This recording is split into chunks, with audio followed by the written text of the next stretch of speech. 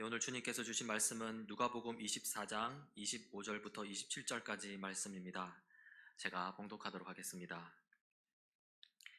이르시되 미련하고 선지자들이 말한 모든 것을 마음에 더디 믿는 자들이여, 그리스도가 이런 고난을 받고 자기의 영광에 들어가야 할 것이 아니냐 하시고, 이에 모세와 모든 선지자의 글로 시작하여 모든 성경에 쓴 바 자기에 관한 것을 자세히 설명하시니라. 아멘.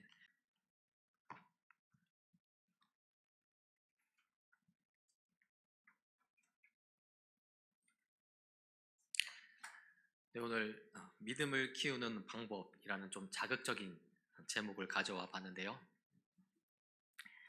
사실 우리 그리스도인에게 믿음은 참으로 중요한 문제입니다.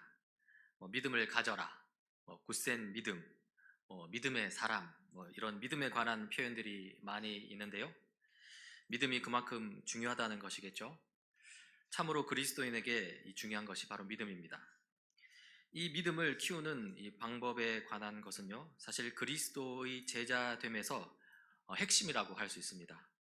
우리 교회가 주님의 제자를 키우는 교회라는 미션을 두고 있는데요. 제자를 키운다는 것은 그 제자 안에 있는 믿음을 키운다는 것과 동일한 의미라는 것이죠. 이 처음에는 작은 믿음으로 시작하지만, 그러나 그 제자 안에 큰 믿음이 서게 되고요. 그것이 바로 제자를 키운다라는 말의 의미입니다. 사실 예수님의 제자들도 그랬습니다. 처음에는 작은 믿음으로 시작했다가요, 나중에는 큰 믿음으로 자라게 되는 것이죠. 그리고 우리도 마찬가지의 과정을 거칩니다. 자, 그렇다면 이 믿음을 어떻게 키울 수 있을까요? 이것을 이야기하기 위해서는 먼저 믿음이라는 것이 무엇인지 살펴야 합니다. 믿음이 무엇인지 모른 채 믿음을 키워야 한다는 것은 사실 말이 안 되는 것이니까요. 자, 그렇다면 그 안에서 그 믿음을 키운댔을 때 그 믿음이란 먼저 무엇입니까? 이 믿음에 대해서 히브리서 11장에 이렇게 말합니다. 믿음은 바라는 것들의 확신이요 보이지 않는 것들의 증거입니다. 히브리서 11장 1절에 따르면 믿음은 바라는 것들의 확신입니다. 다시 말해서 내가 현재 바라는 것이 미래 어느 때 반드시 이루어질 것이라는 그런 확신이라는 것이죠. 또 보이지 않는 것들의 증거라고 하는데요. 비록 지금은 보이지 않지만 미래에는 보이게 될 것의 증거라는 의미인데요. 믿음이 바로 그 증거라는 것입니다. 증거는 이 확신보다 더 강한 표현이라고 할 수 있습니다. 이 모든 것을 종합하자면요, 믿음은요, 이 마태복음 17장에서도 나오고 고린도전서 13장에서도 나오는 바로 그 믿음입니다. 고린도전서 13장 이전에는 산을 옮길 만한 믿음을 이야기하고요, 또 마태복음 17장 20절에서는 이 산더러 여기에서 저기로 옮겨가라 하면 그대로 될 것이요 너희가 못할 일이 없을 것이다 라고 하면서 이렇게 믿음에 대해서 이야기하는 것이죠. 그런데요, 여기서 우리는 의문을 제기하게 됩니다. 이 산을 옮길 만한 믿음, 또 이 산더러 여기에서 저기로 옮겨가라 하면 그대로 될 것이라는 믿음, 이 못할 일이 없을 것이라는 믿음, 그런 믿음이 정말로 참된 믿음인가 한번 이렇게 문제를 제기해 보는 것이죠. 오늘날 한국교회가 섬기고 있는 우상 중에 하나가 뭐냐면요, 바로 성공주의입니다. 이 성공을 향한 욕망이 아주 강한데요, 이 성공 자체는 전혀 나쁘다 할 수 없습니다. 하지만 그 성공이 현세적 성공, 이 세상적 성공과 연결이 되어버리면요, 문제가 됩니다. 현세적 성공을 추구하다가 그렇게 세상적 성공에 함몰되어 버리면 하나님은 온데간데 없습니다. 결국에는 하나님 없는 성공, 곧 세속화에 빠지게 되고요, 그리고 하나님을 잃어버리게 되고 마는 것이죠. 유혹거리들은 얼마든지 많습니다. 돈을 많이 버는데 성공하는 것, 나 자신의 명예를 높이는 데 성공하는 것, 권력도 마찬가지겠죠. 영향력입니다. 내 말 한마디가 가지는 영향력 때문에 권력을 추구하는 것입니다. 한국교회 수많은 그리스도인들이 이런 성공거리들을 믿음과 연관시킵니다. 내가 성공하지 못하는 이유는 성공할 수 있을 것이라는 그 믿음이 없기 때문이라는 것이죠.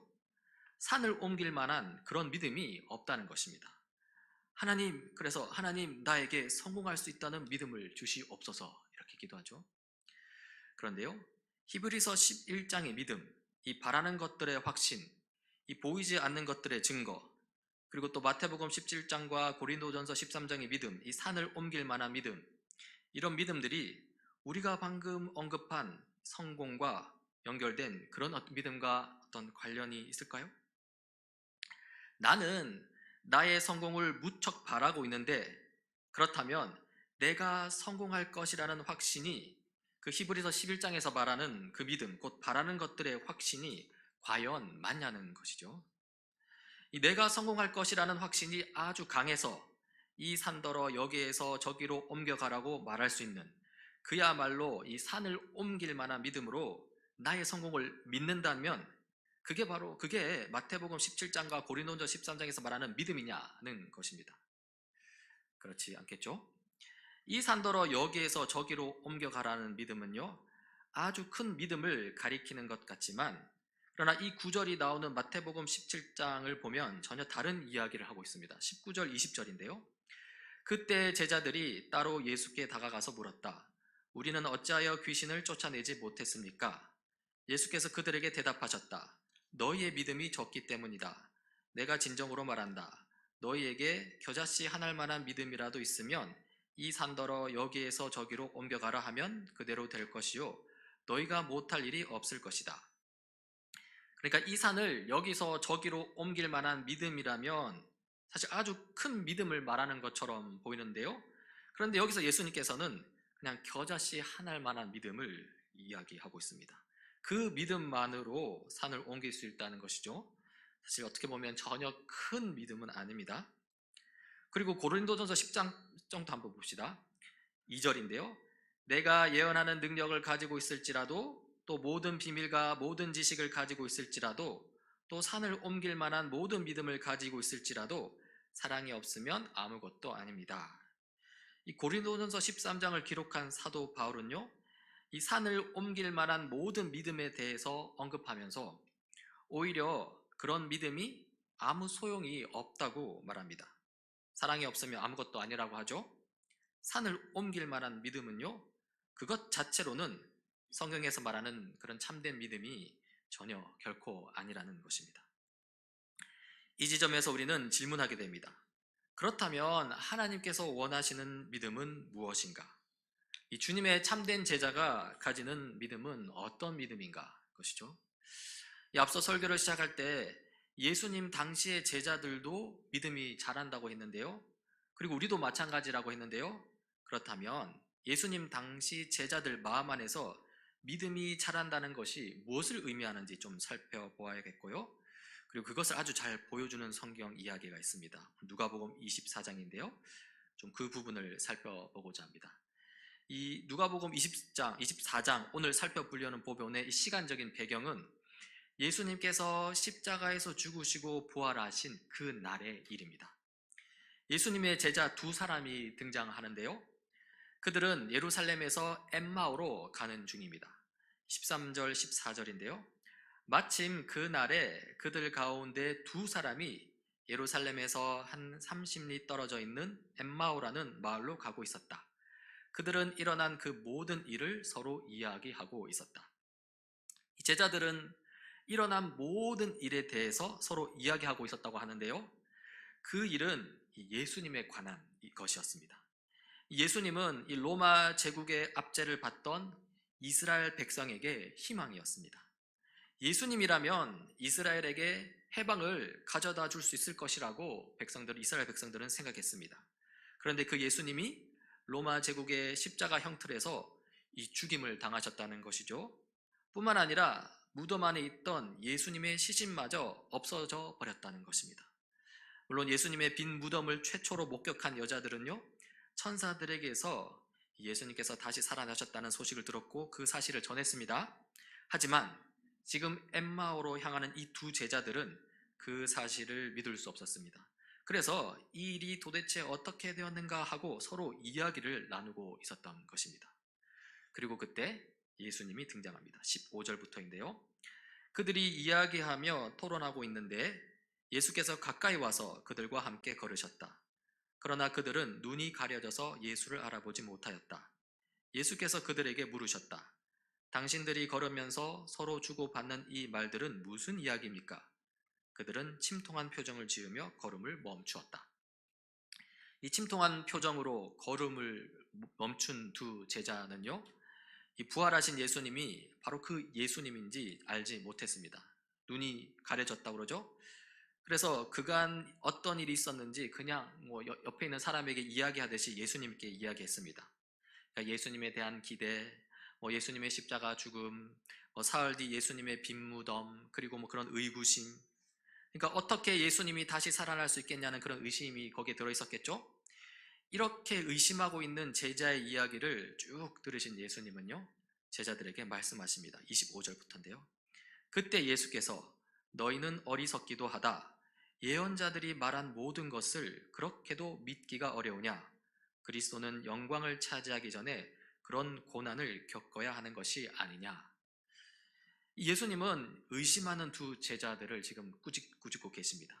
어리석은 사람들이라고 하죠. 왜 어리석다 하냐면요, 이 예언자들이 말한 모든 것을 믿는 믿음이 약했기 때문입니다. 여기에서 우리는 믿음이 등장하는 것을 볼 수 있습니다. 그런데 예수님이 말씀하신 이 믿음은요, 그 대상이 분명합니다. 바로 예언자들이 말한 모든 것, 그것을 믿는 믿음입니다. 앞서서 이 성공주의에 함몰된 그런 믿음 말고요, 하나님께서 원하시는 믿음은 무엇인가 했을 때, 주님의 참된 제자가 가지는 믿음은 어떤 것인가 했을 때, 그 참된 믿음은요, 내가 성공할 것을 확실히 믿는 그런 믿음이 아니라는 것이죠. 참된 믿음은요, 예언자들이 말한 모든 것을 믿는 믿음입니다. 그 일들이 일어날 것이라는 것을 믿는 믿음이죠. 그런데 지금 이 두 제자들은 그런 믿음이 없다는 것입니다. 그래서 예수님께서 꾸중을 하고 계신 것이죠. 자, 그렇다면 이 참된 믿음이 지향하고 있는, 대상으로 삼고 있는 예언자들이 말한 모든 것은 무엇을 가리킬까요? 그것은요, 앞선 구약 성경을 가리킵니다. 구약 예언서겠죠. 이 구약 예언서에서 예수님에 관한 일들을 예언하고 있는데요, 이 구약 예언서를 보면 예수님의 고난받으심과 죽으심, 그리고 예수님의 부활하심과 영광 받으심이 다 앞에서 이야기하고 있다는 것이죠. 자, 지금 이 두 제자들은 그 믿음이 없어서 예수님께 꾸중을 듣고 있는데요, 이제부터가 중요합니다. 그렇다면 예수님께서 이 믿음 없는 제자들을 위해 어떻게 하셨을까요? 단순히 이 꾸중만 하고 마셨을까요? 그렇지 않겠죠. 믿음이 없다 꾸중했으니 이 믿음이 생길 수 있도록 뭔가를 해 주셔야 되는 게 말이 맞는 건데요, 이 무엇을 해 주셨는지 그 다음 구절 27절에 나옵니다. 이렇습니다. 그리고 예수께서는 모세와 모든 예언자에서부터 시작하여 성경 전체에서 자기에 관하여 써놓은 일을 그들에게 설명하여 주셨다. 믿음이 없다, 어리석다 꾸중하신 다음에는요, 곧바로 이 창세기부터 신명기까지 모세 오경을 가르쳐 주셨고요, 또 여호수아서에서 열왕기까지 이 역사서에 해당하는, 히브리 성경으로 치면 전기 예언서를 가르치셨고요, 또 이사야서부터 12권의 소선지서에 해당하는 그 후기 예언서, 그리고 성경 전체를 가르쳐 주셨다고 합니다. 물론 이 시간적인 제약이 따르기 때문에 이 모든 것을 다 가르쳐 주실 수는 없었겠죠. 하지만 특별히 중요한 부분, 특히 예수님에 관한 부분을 중심으로 이 핵심적인 내용을 설명해 주셨다는 것입니다. 지금 우리는 믿음을 키우는 방법이라는 제목으로 성경을 살펴보고 있습니다. 이 참된 믿음을 키우는 방법은 무엇입니까? 예수님의 방법은 무엇이냐는 것입니다. 더 세게 다짐을 하고, 더 강하게 결단을 하고, 그리고 믿음을 달라고 부르짖으며 통성 기도하는 것입니까? 더 세게 다짐하는 것, 더 강하게 결단하는 것, 그리고 믿음을 달라고 믿음 주시옵소서, 믿음 주시옵소서 몇 날 며칠을 그것만 앵무새처럼 반복하며 기도하는 것은요, 결국 내 안에 있는 무언가를 쥐어 짜내겠다는 것밖에 안 됩니다. 그런데요, 여러분, 내 안에 있는 게 뭡니까? 뭐가 있기는 한 겁니까? 사실 아무것도 없습니다. 오히려 죄 때문에 시궁창 같은 우리 마음속에 우리가 의지할 만한 것이 있을 수 없다는 것을 알게 됩니다. 비참함만 발견할 뿐입니다. 공허하고요, 허무합니다. 냄새나고요, 구역질 납니다. 아무리 나이스한 삶이라 하더라도요, 아무리 스마트한 모습이라 하더라도요, 하나님 없는 삶, 하나님이 빠진 마음은요, 성경에 따르면 회칠한 무덤일 뿐입니다. 독사의 자식들이라고 하죠. 사탄의 추종자라고 합니다. 우리는 이런 현실을 명확하게 인식하고 있어야 합니다. 그래서 정말 믿음을 키우고 싶다면요, 바로 예수님께서 하신 방법대로 가야 합니다. 내 안에 있는 오염된 다짐과 결단을 찾아내가지고 막 쥐어짜내려고 하는 것이 아니라요, 내 바깥에 있는 우리를 거룩해 하는 무엇인가를 찾고 구해야 한다는 것입니다.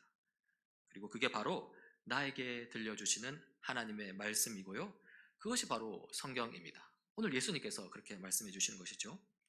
이 성경을 봐야 하는데요, 그런데요, 이 단편적인 지식, 이 조각난 진리로 성경을 받아서는 안 됩니다. 저번에도 말씀드렸듯이 이렇게 펴놓고 읽고 군데군데 펴놓고 그게 아니죠.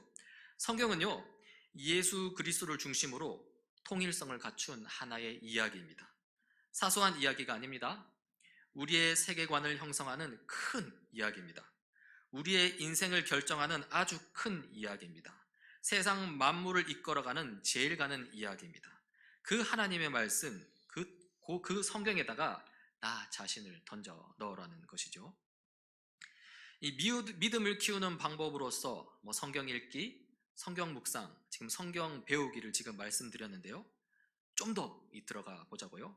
그러면 성경을 수십 번 읽고 달달 외울 정도로 묵상하면 그것으로 충분할까요? 물론 성경을 읽고 묵상하는 것은 필요 조건이라고 할 수 있습니다. 최소한의 필요 조건이죠. 그렇지만 그것이 충분한 건 아닙니다. 성경 읽기 자체, 성경 묵상 자체가 목적이 될 수는 없습니다. 목적은요, 하나님을 믿는 것입니다. 하나님을 참되게 신뢰하는 것입니다. 거기까지 가야지 이제 하나님을 참되게 안다 할 수 있는데요, 이 누가복음 24장 엠마오로 향하는 두 제자들은요, 이 모세오경과 역사서, 선지서, 그리고 성경 전체에서 예수님에 관하여 써놓은 부분들에 대한 이 설명을 예수님으로부터 들었습니다. 예수님께 직접 들었죠. 그런데요, 그 설명만으로는 부족했습니다. 적어도 그 제자들에게는 그랬습니다. 그들은 자기에게 말씀하시는 분이 예수님이신 줄 여전히 알아보지 못했는데요, 저녁 때가 이르러 가는 길을 멈추고 함께 집에 머물러 식사를 하면서 그때가 되어서야 예수님이신 줄 깨닫게 됩니다. 29절부터인데요, 이렇습니다. 그러자 그들은 예수를 만류하여 말하였다. 저녁 때가 되고 날이 이미 저물었으니 우리 집에 묵으십시오. 예수께서 그들의 집에 묵으려고 들어가셨다. 그리고 그들과 함께 음식을 잡수시려고 앉으셨을 때에 예수께서 빵을 들어서 축복하시고 떼어서 그들에게 주셨다. 그제서야 그들의 눈이 열려서 예수를 알아보았다. 그러나 한순간에 예수께서는 그들에게 사라지셨다. 이 하나님을 안다는 것은요, 단순히 지식적으로 아는 것에 그치지 않습니다. 사실상 그렇게 지식으로만 아는 것은요, 하나님을 참되게 아는 것이 아닙니다. 당연히 참된 믿음도 나올 수 없겠죠. 하나님을 이 지식적으로 알 뿐만 아니라 이 하나님을 좀 인격적으로 알아야 합니다. 인격적이라고 했는데요, 이 인격적이라는 것은요, 그 정의가 상당히 다양하고 그래서 참 어려운 말입니다. 그러나 오늘 성경 본문에 비추어서 이 인격적이라는 말을 좀 정의해 보자면요, 쉽게 말해서 함께 먹고 마시는 것입니다. 단순히 머리로만 아는 것이 아니라요, 감각으로도 아는 것이죠. 미각, 후각, 촉각을 다 사용하는 것입니다. 상당히 실제적인 것입니다. 그리고 거기에는 정서와 감정이 서로 교류가 됩니다. 예수님과 같이 하면서 그렇게 됐겠죠. 한마디로 지, 정, 의가 모두 동원되는 것입니다. 이것을 두고 인격적으로 안다고 하는 것이죠. 그렇다면 오늘날 우리는 어떻게 하나님을 인격적으로 알 수 있을까요? 예수님 당시 제자들과는 달리 오늘날은 예수님께서 이미 하늘로 승천하셔서 우리와 함께하고 있지 않습니다. 따라서 예수님 당시와는 다른 방식이 되어야 됩니다. 어떻게 우리는 예수님을 인격적으로 만날 수 있을까요? 이와 관련하여서 사도 요한이 한 말씀이 있습니다. 이렇습니다. 사도 요한을 통해서 하신 말씀이 있습니다. 예수님께서 하신 말씀인데요. 내가 아버지께로부터 너에게 보낼 보혜사 곧 아버지께로부터 오시는 진리의 영이 오시면 그 영이 나를 위하여 증언하실 것이다. 보혜사 곧 아버지께서 내 이름으로 보내실 성령께서 너에게 모든 것을 가르쳐 주실 것이며 또 내가 너에게 말한 모든 것을 생각나게 하실 것이다. 이 예수님 승천 이후를 사는 우리는요, 바로 성령 하나님을 통해서 하나님을 인격적으로 경험하게 됩니다. 이 보혜사 성령님을 두고서 진리의 영, 또 증언하시는 분, 가르쳐 주시는 분, 예수님의 말씀을 생각나게 하시는 분이라고 하는데요. 고린도전서에 보면 이렇게 나옵니다. 성령은 모든 것을 살피시니 곧 하나님의 깊은 경륜까지도 살피십니다.